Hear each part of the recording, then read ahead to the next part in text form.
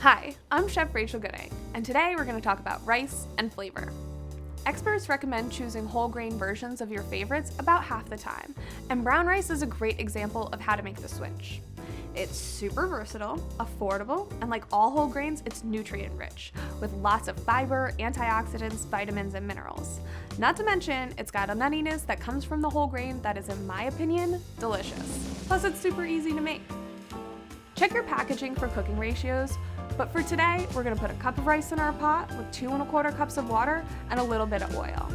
Because our brown rice is starting with no sodium, we're adding just a pinch of salt to help round out the flavors. But this step is optional, and if your rice has any sodium, you can skip it. Now we're gonna bring this up to a boil, and once we see the bubbles, we're gonna reduce our heat down to low, put the lid on, and walk away. It will take about 45 minutes, so we'll check it then to make sure all the water's been absorbed, and then shut the heat off and let it sit for a bit. So we're playing with rice today, not only because it has nutrient-rich goodness, but it's also a great base for all kinds of flavors.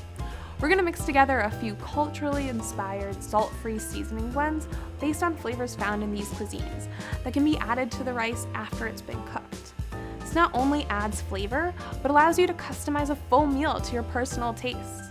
A great way to build any seasoning blend is to start with garlic powder, onion powder, and black pepper. This trio is our salt replacer, and everything we add after this is building the flavor profiles you're looking for. For instance, if you want to do a Mediterranean blend, you're going to go heavy on the herbs. Things like oregano, basil, and mint really bring out that cuisine flavors. Something like Asian cuisine, you probably want to add some ginger in there for that hit of spice, and maybe some sesame seeds for a little nuttiness. Something like Cajun, you want thyme and paprika, oregano in there. You want the heat and the herbiness that's in that cuisine. And something like your everyday seasoning could be anything you want, things that you like. It's really up to you.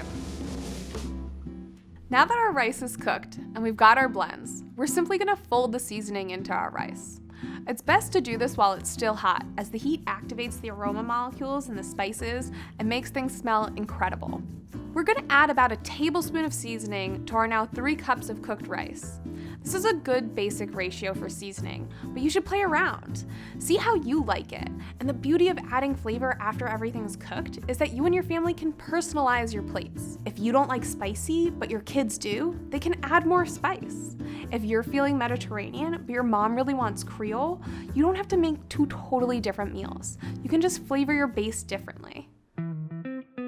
With our rice seasoned, we can make this into so many different things. We've built out a couple bowls as inspiration, but use your imagination. MyPlate is a great foundation for helping you create a balanced plate by adding protein and veggies to your whole grains. You can season those with these blends to build layers of flavor, but it's easy enough to make your own with the spices and herbs you already have in your pantry.